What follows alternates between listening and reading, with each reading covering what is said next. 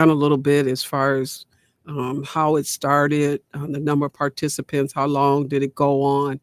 Um, I want to just hear some of the basics at the beginning. I think the beginning, the very beginning, the essence of this study started with an idea to encourage a community-based organization to redip its toe back into research. And with that, it ignited a flame. It was actually the first research study strengthening the research arm for a local organization, and it helped lead to the opening of the Institute on Poverty and Systemic Racism. And with that, this research study was novel in the thought that it wanted to connect the individual level, the neighborhood level, and the population level impact of systemic racism and discrimination on the physical and mental health of Black Milwaukeeans. And truly, that was, again, novel. It hadn't happened before. Normally, you focus either on the individual or the population level. And so to bring all three together and then to think forward about what are we going to do was just really encouraging. And so with that, we aim to recruit, was it 200 individuals first? And with that 200, I think in 6 months, and we had 2 years to do it, but in 6 months, we had recruited 200 participants. And I pause there because that's significant. We know there's the historic fear of, and rightful fear of being involved in anything scientific, anything research based. But to acknowledge the fact that 200 people said, hey, no, we believe in this and we'd like to participate. That was an indication to the medical college. Oh, and we forgot to say the partners in this project. Okay, got to rewind back a bit. And so the partnership between the medical college, between Marquette University, between UW-Milwaukee and the Social Development Commission really brought not only the community-based side, but the academia, and brought everyone together on an even playing field. That's correct. So this is previous to my role at the medical college. So I'm going to speak from that hat as the person helping to curate the research. It was a very unique space in which the community-based organization was respected and not only brought in as a real partner, but really helped put the entire study together, not being studied upon. So I'm appreciative of the unity and the partnership there. But we did such a good job in recruitment, and the community was so engaged in the study. We were given the opportunity to recruit 200 more individuals. Wow. So now we get to strengthen our sample size. So That's now we wonderful. have 400 participants. And I don't know if you want to speak to. Yeah, it was really tremendous. We wanted to make sure that participants felt that they were doing something that they were fully informed about and felt like it was important to do. And we weren't sure how that was going to go. And the pace of recruitment, and I give so much credit to Jennifer in her role at the time at the Social Development Commission, really making sure that this was grounded in the health of the community, particularly those that were experiencing poverty. We were funded by the Advancing Healthier Wisconsin endowment at the Medical College of Wisconsin to do this study. We really, as researchers, when we try to receive funding to answer the research questions that are important to answer, we have to demonstrate what feasibility, right? We have to demonstrate that individuals are willing to participate in the research. And since Jennifer and I and our collaborators started working together, this was our first chance to do that. And then hopefully it'll allow us to take another step in understanding what might help address some of the results of our study, some of the health disparity issues that we identified. So I have a question for you all as far as with the participants. What did they have to do by being a part of the study? So the criteria to participate was that you were African American, you identified as African American, that you were 18 or above, and that you were a Milwaukee resident. And so that's it. That's all that was required.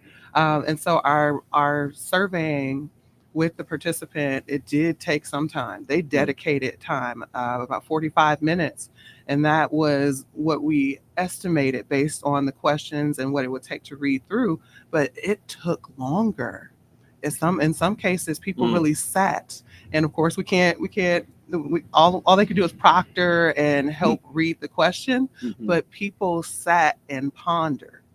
And I was really appreciative to, I could view in a little bit, but I couldn't stay, just to see that people really were taking their time and thinking through how they wanted to respond. And a huge shout out to our graduate students at the time. That I think two of them now have PhDs. Yes, they do. and Star Purtle, Jess, and Kaylin, they did a phenomenal job. I think again that space, I always called it rare air. Being in a trusted space in a community-based organization and conducting research, there's a level of trust and safety there. And that's not lost upon anyone involved in this study, because again, rare air, like where else do you go and you're vulnerable in a space? And I saw that as a major call to be responsible for ethical research to transpire, because I know I've been on the other end of research that was not ethical. I've been coerced into participating and thinking, oh, I had to do it.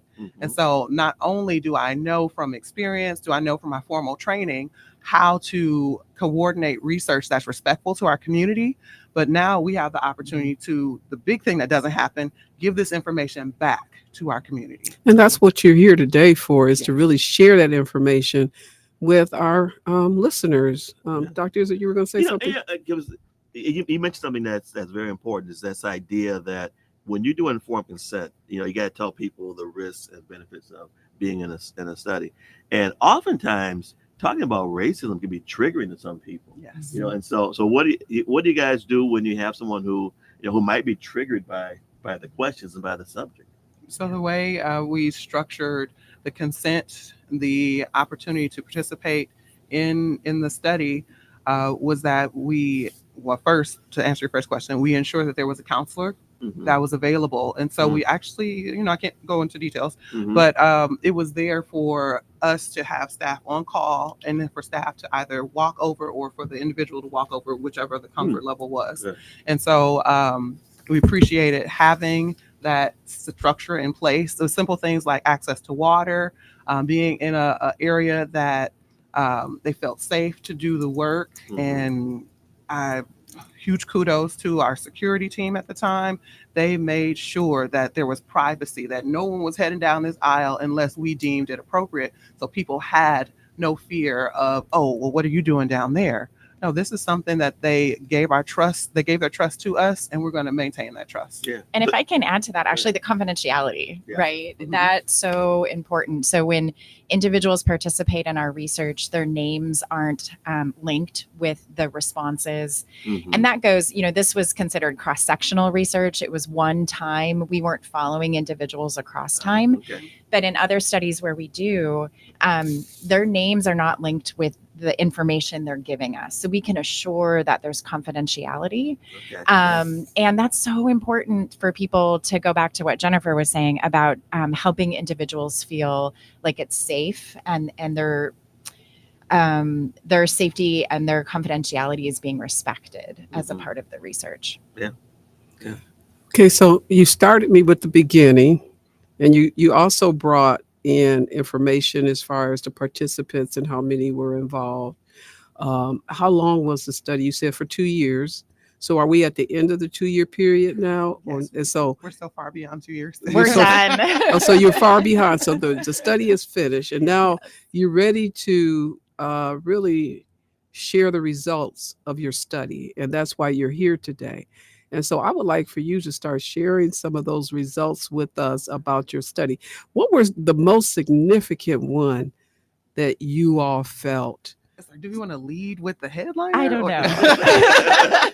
Well, I always like to Very lead. lead. Well, you always hit it hard first. I don't Three know. headliners. Okay, let's hear them. Let's hear them.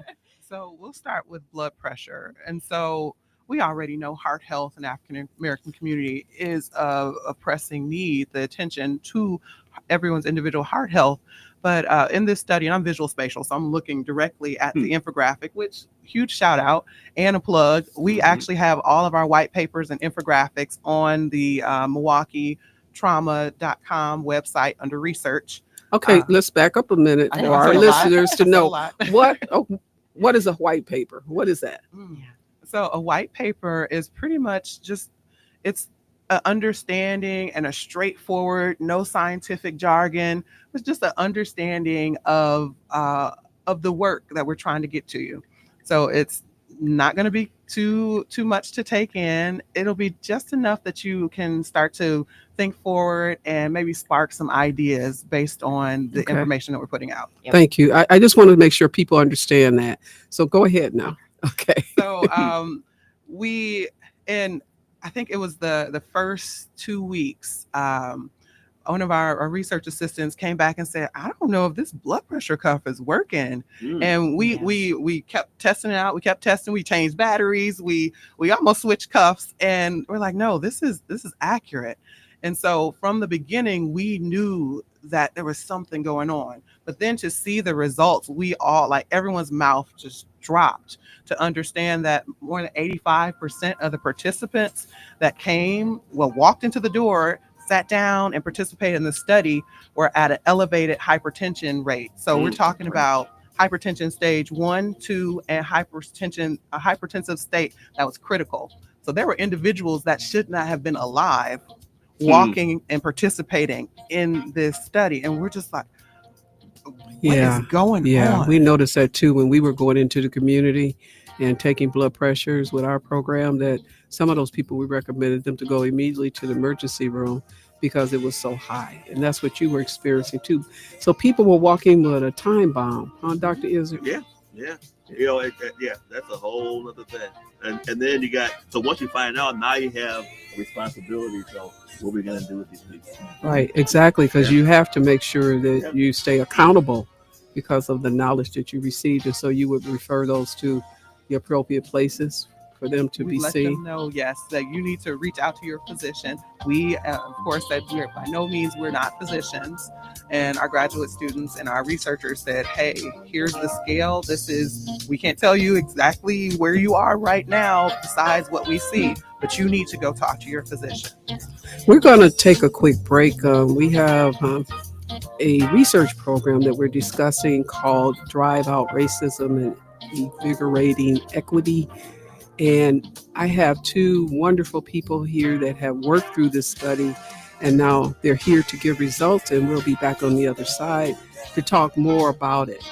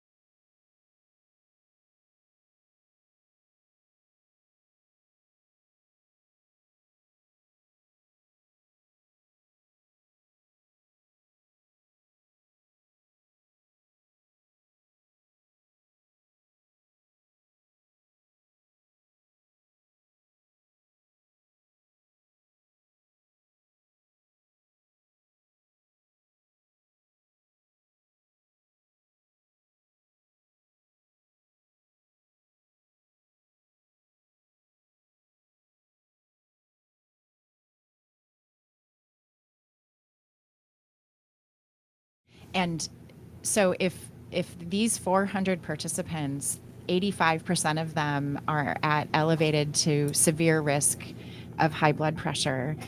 From an intervention standpoint, that's really important to think about. If agencies are serving individuals who are experiencing, who are coming from communities where health disparities are high, and they're experiencing poverty as individuals were who were receiving services at the Social Development Commission, why not start screening for high blood pressure? Yeah. Those cuffs are easy to get. You can get them online, right? Yeah. And also I would put a plug also for screening for PTSD, right? You can screen for PTSD with 4 questions. Yeah.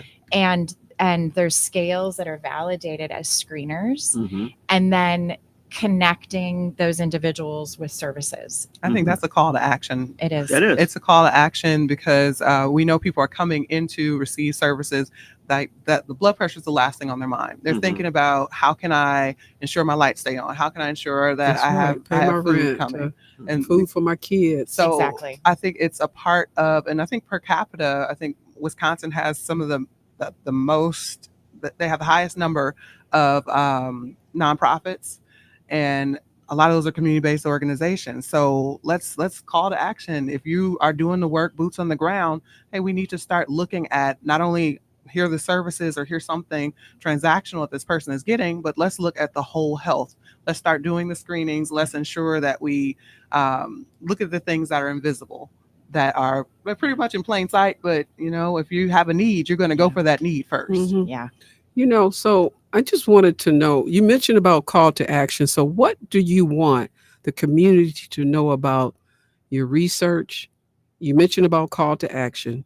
So what do you want them to know, and what are some of the next steps you all are looking at? Can I add to that too? So, Yeah. and how do you respond to people who say, "I'm sick of talking about race"? Why does this matter? Why should we be having this conversation in the first place? Oh, there's so many. That's a whole nother hour. Why don't you ask that question right now?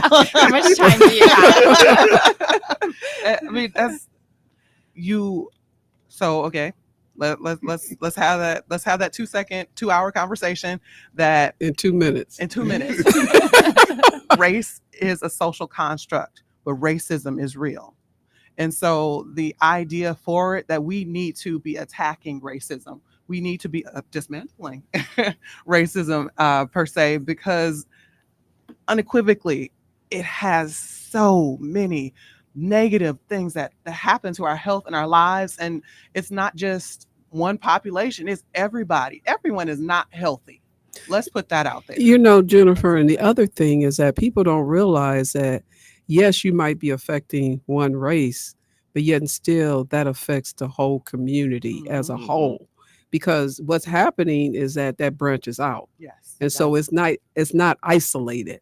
And so I think that's where you really are, your research is really trying to take this, like, yes, it's something that we all need to be involved with because it affects us all in one capacity or another. And we can stop talking about race when we stop seeing inequity. That. Yeah. Yes. So, what else would you like to mention before you all leave today related to this study, related to the work that you have done and that you're continuing to do? First, I'd like to, if anybody is listening who participated in our research study, thank you. We appreciate you and your time and your trust that you put in us. And so one of the things I really want individuals to know is that we really value feedback from our participants. We really value the time that they put into this. And we take the information that you give us and we treat it with respect and confidentiality. And it's really important to us to uphold really high integrity with the research that we do. I think that was reflected in one of the ending questions. Would you participate in research, and would you be interested in sharing biospecimen? Now we know that's protected. That's pretty much a no. But to know that respondents were in agreement that they wanted to continue forward to do research was huge. And I think that's a part of my call to action is be involved and engaged in research. Because if you're not, you'll be left behind. Right. This evidence needs to be created, and your experience your insight is needed. And so I say that with an asterisk on it. Make sure that research is respecting you. Make sure that research is going to be returned to you and is beneficial overall. So we're not in the game to say, oh, I'm just being researched upon. No, you are an active participant in a research project. You own this information. Right. And that is so key, Jennifer. Thank you Hmm. for stating that because that's something that we have always looked at in our other research programs at the medical college, and also, what all of us researchers tried to do and continuing to do. And so, I really want to thank you all for being here today to really explain more. Where can people read about this as far as like your research and kind of give us some of your next steps that you all will be doing? So I guess the easiest way is to go to MilwaukeeTrauma.com, and under the first tab that says research, then you'll see the link to the drive study. Um, we are again really appreciative of everyone that participated in the study. Next steps, we're trying to figure out next steps Mhm. because our research team, and shout out to the whole team, all the graduate students, all the trainees, everyone that's participated between Marquette, UWM, Medical College. I mentioned everybody. You did. Yeah. Because they were in a space, and this is prior to my role at Medical College, but we were in a space where they're working in tandem. We're different academic institutions and just worked seamlessly to ensure that we're centering and focusing on community issues.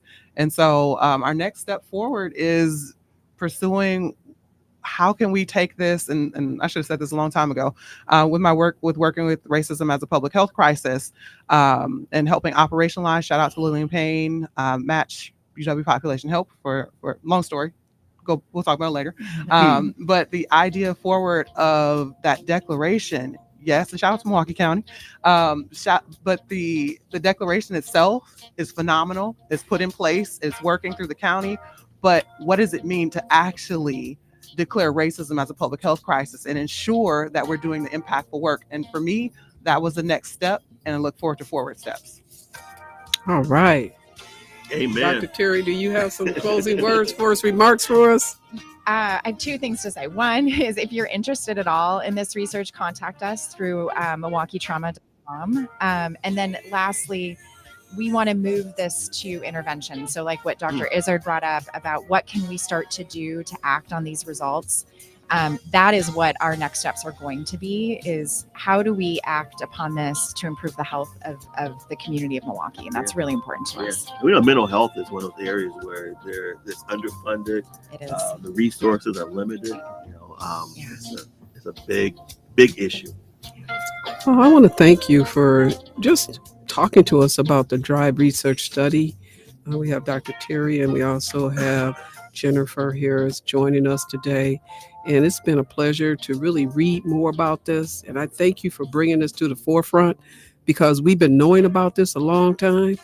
But I mean, actually just verifying it.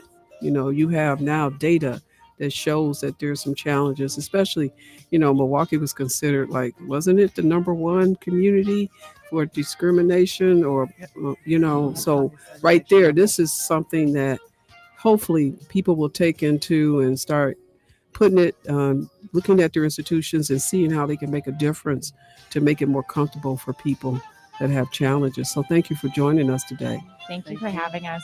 This is Karen Dotson, and we have Dr. Kevin Izzard. We'll be back on the other side, and Dr. Zeno Frankel will be joining us from the All of Us Research Program.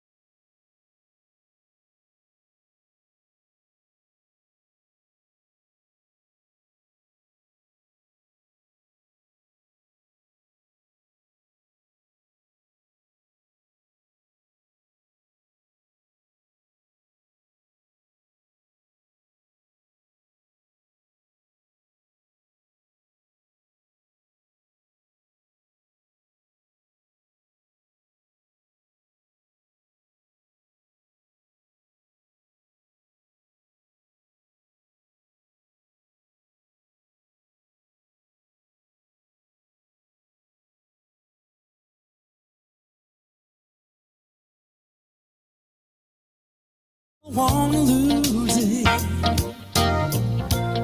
want to welcome everybody back. This is Karen Dotson, and I'm at the table with Dr. Kevin Izzard today. Good morning. Good morning, good morning. And we have along with us now Dr. Zeno Franco from the Medical College of Wisconsin, and also with the All of Us Research Program. And good morning, Dr. Franco. Good morning, Karen. Good morning, Dr. What is Izzy. Z? Hey, how you doing, Dr. Izzy?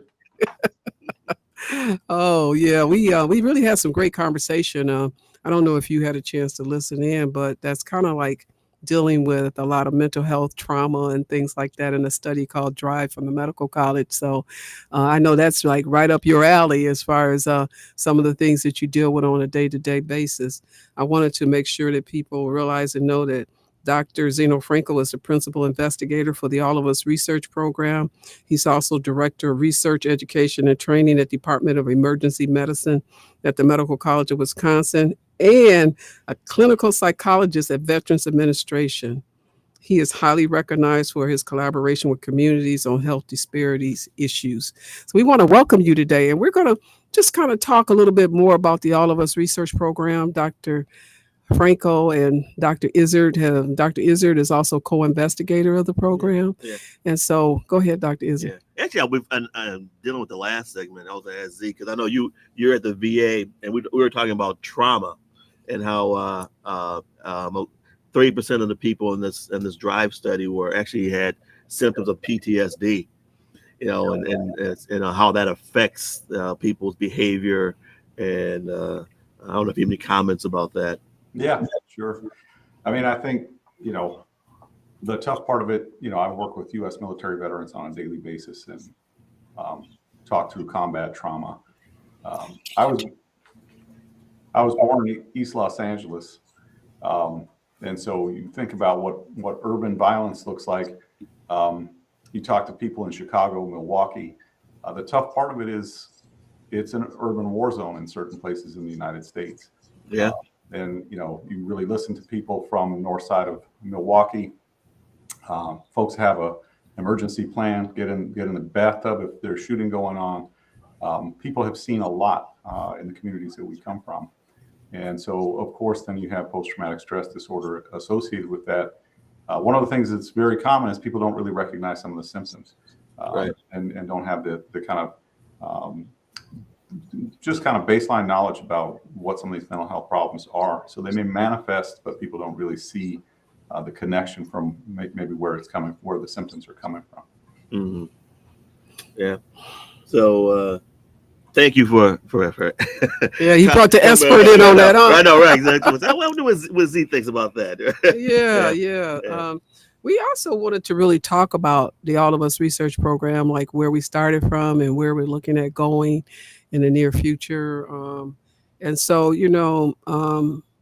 I was with the program for over 5 years, and Dr. Frankel is still there working with the program. And, there's been quite a few changes because of funding related issues.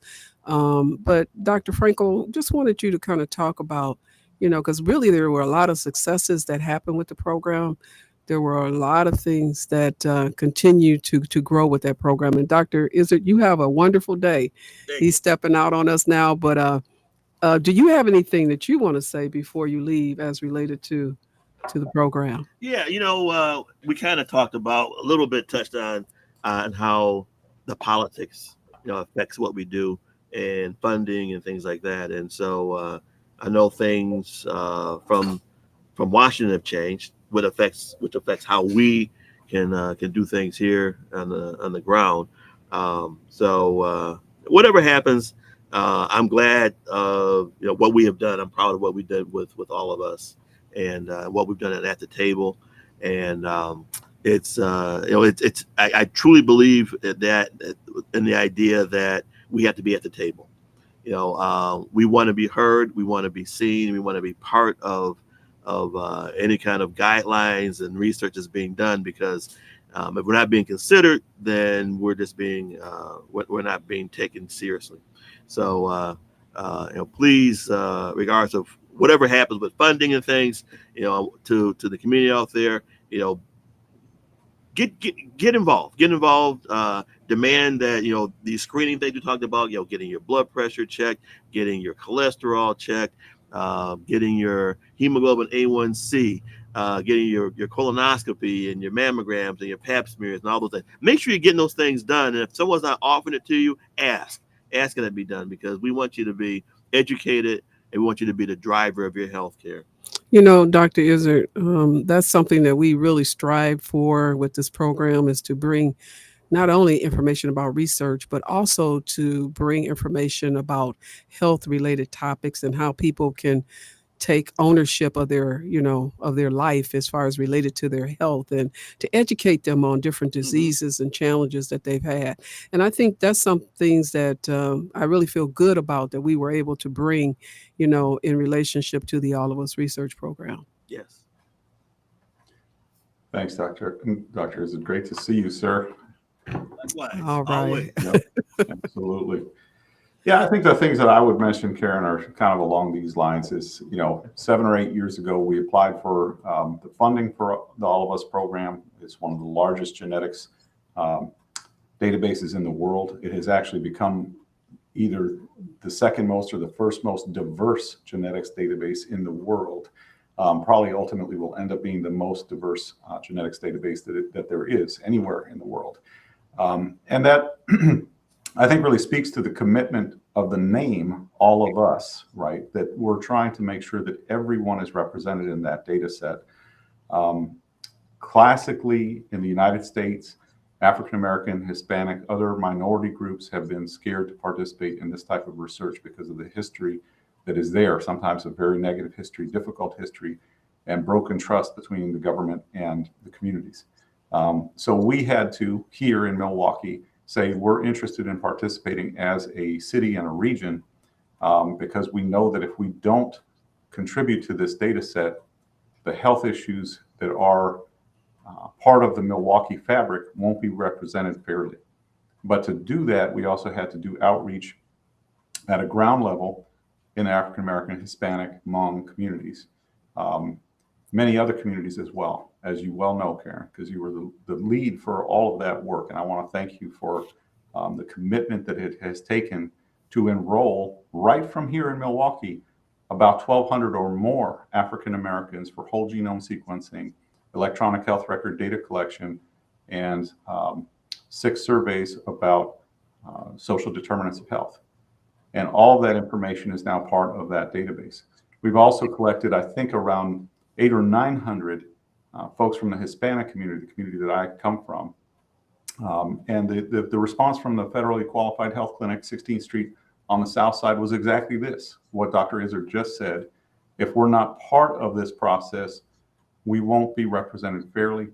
The therapies that result, the changes in healthcare, won't benefit us because it's not based on our data. It's based on sort of the normative average person in the United States, not the communities of color that we come from. And so that has been a 6 or 7 year journey to build trust in these communities, literally event by event, tabling, shaking hands, having conversations. Is the data secure? How are the data going to be used? How is it different than 23andMe? We just saw that 23andMe went bankrupt, and the data now are in jeopardy. And the All of Us program is very different than that. And we built in security for this because it's a university and federal government funded project. It's not a business funded project. And so there's a lot more security and preservation of data privacy as a result. Again, speaking to that important trust building component. So even though we're coming to the close of this program in terms of primary data collection in our communities, all of that data is stored and is being looked at by researchers to help advance our healthcare. And I'll get into some of those successes in a moment, but I just kind of wanted to review the history and say how far we have come. We have recruited thousands of people from minority communities who would not have otherwise been represented, literally one person at a time, trying to build trust and understanding of where this is going. Dr. Frankel, that is so True. And I want to thank our partners because they really helped us out a lot with that, with the research. Our churches, the churches were significant as far as some of the leaders of the churches understanding and know the importance of research by us talking with them, but then opening it up for their congregations and opening up their doors at their churches that we can go in and that we can enroll people. I just wanted to acknowledge that because that's significant that we had that many churches involved on the north side, also on the south side, helping us with those efforts. I always think about like Mexican Fiesta, opening up their doors and looking at other churches within our community, and I can name quite a few of them. That St. Matthew's especially, and then also Greater Galilee, and I'm not going to name all of them. I know Pastor Teresa Thomas Boyd. With her church was really significant in working and partnering with us as well. So, as we look at, one side trying to, somewhat transitioning and in closing, there's still more opportunity for other things to happen. With this program, there's going to be staff that can, kind of help individuals who are interested in enrolling up into July. So you can go into the office and do that. But then also you can take saliva tests after that. So there's going to be some enrollment. It's just going to be limited. But yet and still, I'm really excited, Dr. Frankel, about what you all are doing with the research and how you're looking at bringing on students to help with some of this research. And can you speak to that? Because I think it's really significant that this program really is going to go on for decades and decades. And, because this research is there and researchers are going to be pulling and drawing from the data. So can you speak to that and the significance of it? Absolutely, Karen. And this is the part that I'm the most excited about, right? I think sometimes people get focused on the program is closing. The program is going to continue to be there. We have collected data from closing on 1 million people across the United States, again, from every different background, their entire whole genome sequence, which is the key to understanding how some very complicated health issues have stuck with us despite incredible advances in medicine over the last 50 or 100 years. There's still much we don't know about how disease processes impact us as human beings. And again, sometimes slightly differently in different minority groups or different groups just in general. The diseases play out slightly differently just based on our genetics. And so we now have this repository of all of this data, again, hundreds of thousands of people, and researchers are getting increasingly excited to look at that and start thinking, how do we use that information to create new therapies? What we really describe as precision medicine that's targeted to the individual, not to the average person. And we get in trouble sometimes when we provide therapy that is designed for the average person. We end up with side effects or unexpected events because we haven't tailored for that particular person and their background. So it's critical that we start moving in this direction for us to get healthcare really to us as individuals, not in a general form. So to your point, Karen, when we look at that data set, there are currently over 18,000 studies using the All of Us data nationally. 18,000 studies. And remember that All of Us is not a research study in itself. It's a data repository. It's a place for data to be stored for other researchers to come and use it. So out of that 18,000 studies that are currently being run, more than 350, almost 400 of those studies touch on African American issues specifically. I want to emphasize that. And think about, there's data enough for researchers to be evaluating more than 300 different issues that impact African American people within the United States. And that number is just going to grow. It's going to exponentiate, and we're going to see a huge amount of research return for issues that impact our communities of color coming from All of Us. Beyond that, right now there are, I think, about 700 published papers that have come from the All of Us data set. And this is kind of a funny thing to say, but I want to thank Milwaukee for contributing to those papers, right, that advance the science.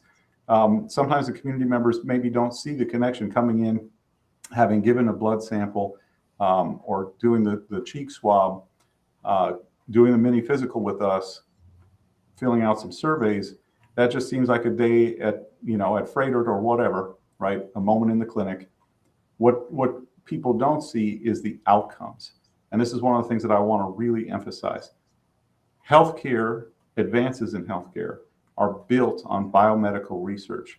And these papers that come out of a data set like All of Us help the people that design new medications to think, how do I tailor this new medication for the genetics of a particular group, right? How can I make sure that this particular medication isn't going to have an expected side effect that has been there for an older medication? How can I design a cancer treatment that takes into account the genetics of this person, right? And so we're seeing the return coming from the All of Us program, even as in some senses we're closing our front door here in Milwaukee over the next year or so.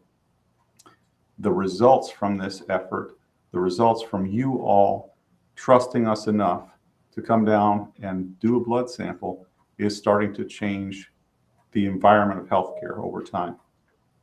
And it's significant because, by being a participant, and I am a participant and you are a participant, we want to make sure that people log in and make sure you stay active on the website. So if you need some assistance with that, you can always call the office at 414-955-2689, 414-955-2689, and staff was still there to help you. If you don't reach someone, leave a message. They'll get back to you because they're pretty limited right now with the team. But also, I wanted people to know that this is going to go on. And so it's so important that you understand and know, because there's also a component related to electronic health records. So that information keeps updating. Periodically, we have downloads. And so that information gets into the system so researchers can see and continue to follow, because I'm still hearing people saying that I'm taking this one medication, it didn't work. And then I wanted to, my doctor said, try this, try that, and that's kind of happened with me as well. And I'm just like, wow, precision medicine needs to be here. And so we need to make sure we continue and that you continue to participate in this program. You get information, you get newsletters and updates on things. You can also go to joinallofus.org and look at some of the different research that's going on. So that way you get an idea of how, your data is really helping in a sense of researchers continuing to do the work. I know, Dr. Franco, you all are looking at how you want to use some of this data. I want to have a shout out to Dr. Jeff Widow, who has been partnering with us for so many years. And he continues to work along with Dr. Franco. And so, they're looking at, how they can continue on this effort of research and making a difference and showing other professional physicians and researchers how to get into the database, how to be able to utilize that data. So, Dr. Franco, would you speak more to that? Yeah, and I'm going to go back to one of the questions that you had in the last question too, is kind of how we're onboarding students and younger researchers into this work. So this spring, we were contacted by AHEC and asked to place a student from UWM with us over the summer. And he's super interested in using the All of Us data set to look at postpartum depression in African American women and its impact on sleep, substance abuse, and kind of crisis situations or emergencies that come up. And so we know, all of us know that maternal health in Milwaukee is one of the most concerning issues. In comparison to other cities, Milwaukee has some of the most difficult maternal health outcomes and child health outcomes in the postnatal period. And that's just a fact. It's not a question mark. It's not that we're trying to assert something about a particular group. It's, a political consideration. It's just a fact in the numbers. And I think that's one of the things that healthcare does well, is to say this is just something that occurs. We're not exactly sure why. We have some good ideas about why. We need to go after it more.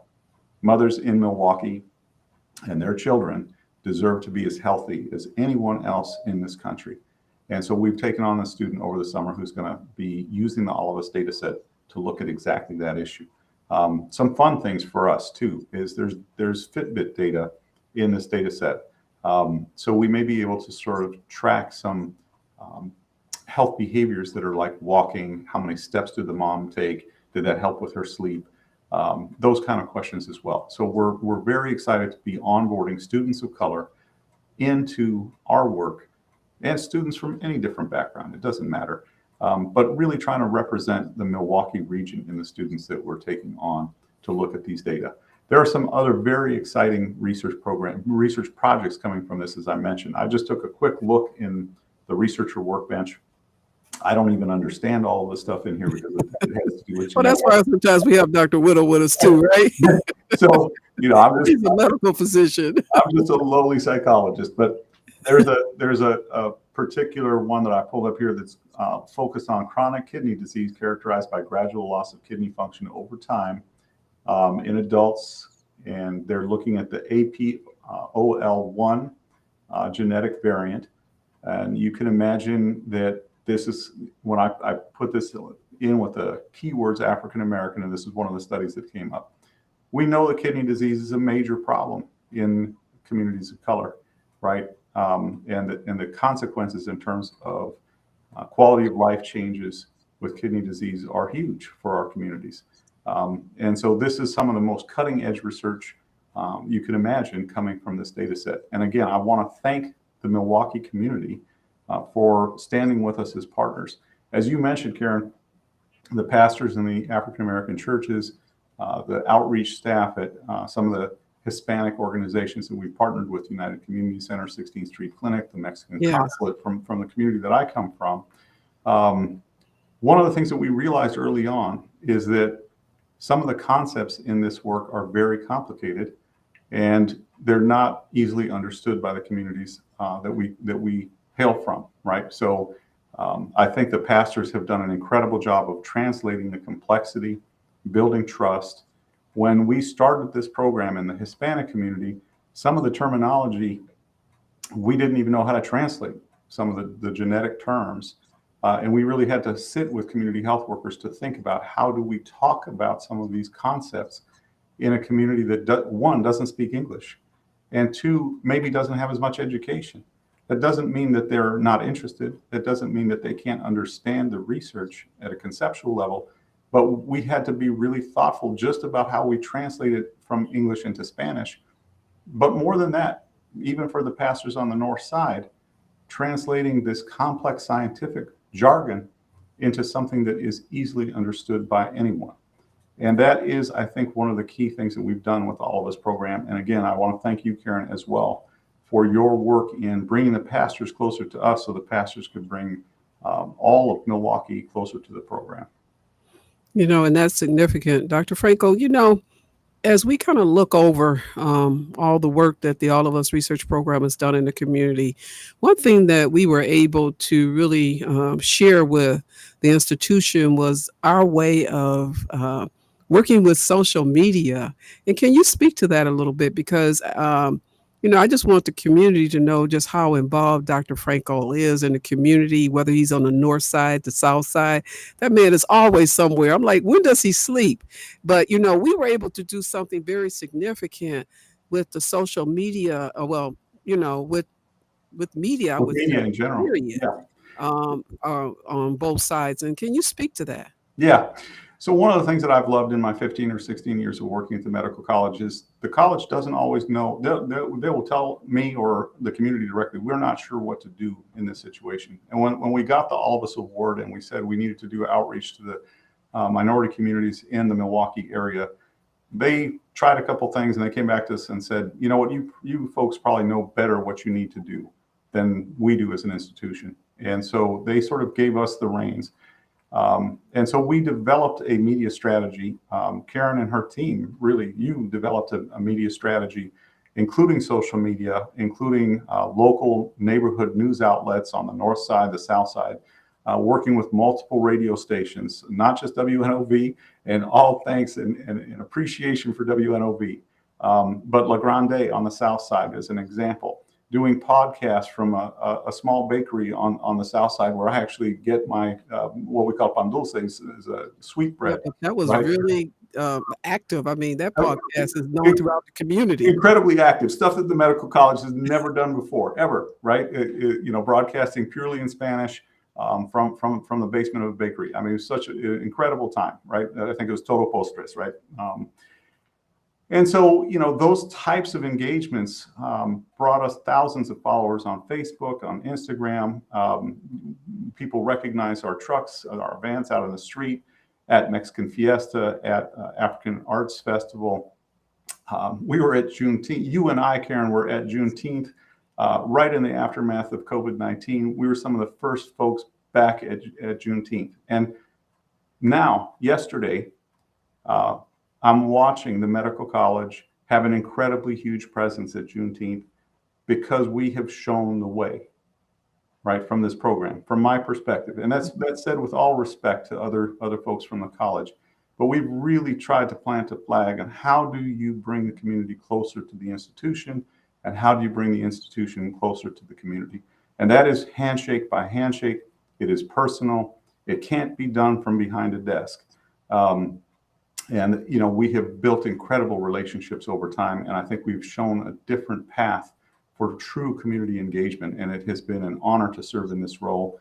And what I am very proud of about my institution, about the medical college, is after all that work, they came back to us and said, can you try to capture what you did so we can understand better and replicate this approach in the future? And that shows the incredible depth of willingness for a major institution in Milwaukee to learn.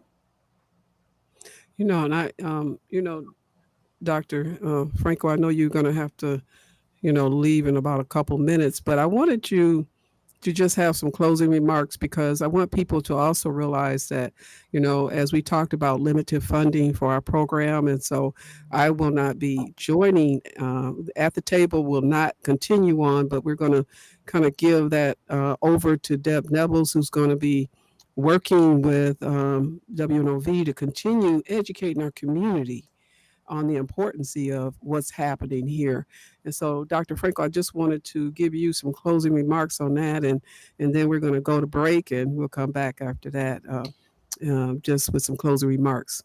Yes. Absolutely. And so I think one of the things that I've learned by doing community engaged work is sometimes the funding runs out, right? That's part of life. And so we have spent months, you and I have spent months, Karen, we've talked with WNOV, we've talked with some of the folks like Deb Nevels from the Cancer Center, a lot of different folks on campus. How do we help sustain as much of this as possible? And I think one of the points there is that it can't be a conversation that happens at the point when things close down. It has to be thoughtful and thought through in advance, and we've been doing exactly that. So it will change. Change is part of life. But I'm incredibly proud of what we have accomplished as a program, and for what you have accomplished personally, Karen, serving as an ambassador from the All of Us program and from the Medical College of Wisconsin to the communities that we come from, that we embody as human beings that deserve to be honored and respected in the advancement of healthcare. Dr. Franco, it's always been great working with you. I know we're going to recycle somewhere in our life, because that always happens the more you do community. So at this time, I wanted to just say thank you for giving me the opportunity of working with you. It's been great. The staff and all the people that have made it work, the community, we want to thank you for that. So Dr. Franco, you have a good rest of the day, and we're going to take a quick break, and we'll see you back on the other side. Thanks so much, Karen. Take good care.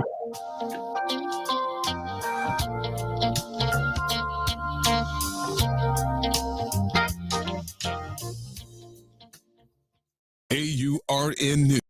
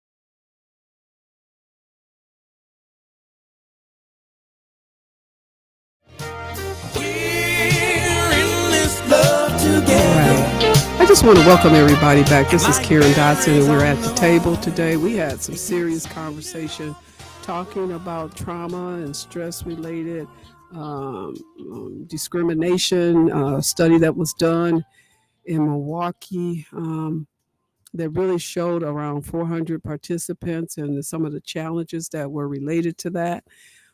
So that was the first part. And then we were able to talk with Dr. Zeno Franco about the program. He's the principal investigator for the All of Us Research Program. I was previously there, but things have changed because our funding has really been cut tremendously. But I wanted to make sure that the community understands and knows the importance of research and what we need to do to continue on this path of learning more. So as I talk about at the table, I want you to know that it's important for us to be at the table and not on the menu, as Dr. Kevin Izzard had always said. And so, as we look at what's going to be happening in the near future, Deb Nebels, who is the manager for cancer prevention, her program is going to be looking at how to bring information to you still. That's my goal, is to make sure that information is given to you still. And so as we look at wrapping up some of the work that we've done with the All of Us Research Program, I wanted to bring Doug in because Doug has really worked with us for years with the social media and some of the work that we've done and made a significant difference. And so, Doug, I just wanted to thank you for just allowing all of us to really be a significant part in the community and what you have done for us as well. Oh, you're very welcome. And it's been a great opportunity, I think, on both ends. Mm-hmm. I think we allowed our listeners to learn more new information regarding health, and then also exposing what all of us was trying to do and accomplish in the community, and then of course my church was involved. It sure was, Greater Galilee. I did mention it earlier too. Yes. So, it's too, I want to say too that Doug, you were a part of a video that we did. That is true. That you walked everybody through the process of joining. Yeah. And I want to thank you for that. Fun. That was fun. I've never done that before, but I can't believe how many takes it took for us to get a 30-second video done right. I think we must have went through 4, 5, 6, 7, 8 takes to get it right. But yeah, it was fun. It was wonderful too, and it was well done. And we were able to share that with the community to walk you through what it takes to join. And I wanted to thank you for doing that. No problem. And then you were also a part of, along with some of the other media partners, we had an event at the medical college, and it was for community engagement annual conference. And we were there with some of the other media partners. And these were friends of yours and mine that we would sit down on a weekly basis and talk about what we're going to do and strategize on it.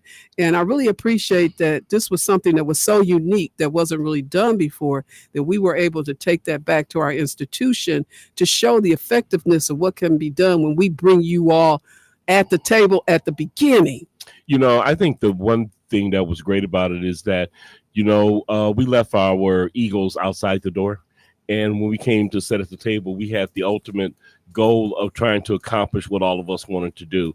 So we used different avenues, different medias for different projects that we felt was going to accomplish the goal. And, it wasn't never an ego thing, but, we did utilize all different aspects of media. So that was great. It was. I want to chime in for just a moment. Go right ahead. As you guys are reflecting, go ahead. I recall being at Bader and that wonderful panel that you guys assembled and that live broadcast we did from Bader Philanthropists, that unseen before. I mean, and the room was full, folks came out and really enjoyed what was offered. So when you speak to those events and the different things that was kind of uncharted territory, I saw it firsthand. So you guys did a tremendous job. I hate that things are shifting, but I get it. Yeah, I get it too. Things are shifting, but I always say things have a tendency to recycle. So you never know where you're going to see me next. That's what I always say. You never know. But we did that live broadcast 2 years in a row. You really did. And that was like, you guys, it was like after the COVID time, remember? Yes. And so when we started doing this, it's like, Kira, you were talking about it. You said, we haven't did this in how many years? Yeah, because, matter of fact, I think our first one was in 22. which we had the limited number of seating and everything else for that event. Then we came back and did it in 23. The COVID situation was a little bit relaxed by then.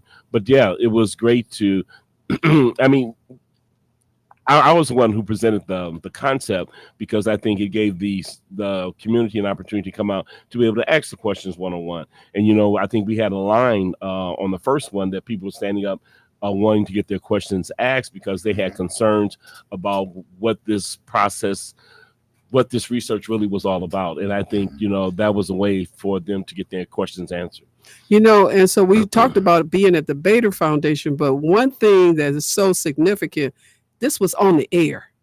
Yes. We were yes. doing this on the air at that time, right, Debo? Absolutely. And so that was so significant because it was something that was like uncharted territory before. Yeah, I mean, up to 23, we hadn't done a live broadcast in, boy, I think Debo's probably been 4 or 5 years. Absolutely. And to then, that magnitude, certainly a cell phone and doing callbacks, but full sound, you know, the whole works, man, backdrop. It was really a production, if you will. And then it was also videotaped.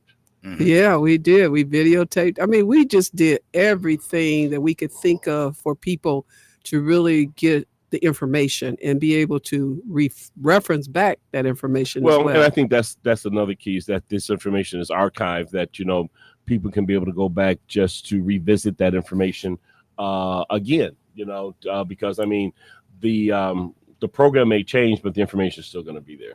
Yeah, and that, you know, and I wanted to thank you for that, Doug, too, because you found the venue, Bader Foundation. You had those connections and were able to get us in there.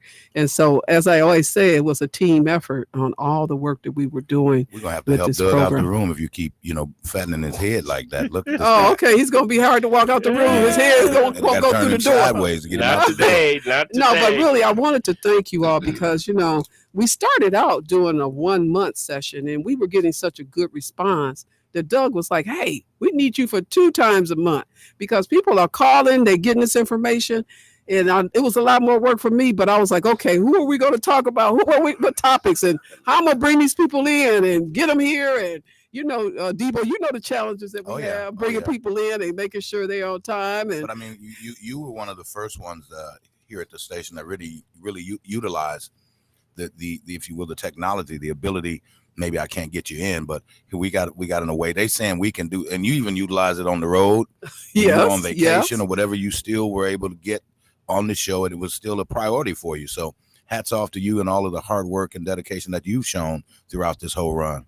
Yeah, it's been a ride. It's been a ride, but I always feel like sometimes you get off, but you never know when you're gonna get back on, right? Yes, that is true. That is very true. So, you know, as people continue to listen, the first and third Fridays, you're gonna still hear health related topics. I know you do that every Friday anyway. You talk some related Friday's health. Our health. Yeah, segment. And so, you know, it's gonna be interesting to see what Deb Neville's bring in, and you know, all the different topics and the people.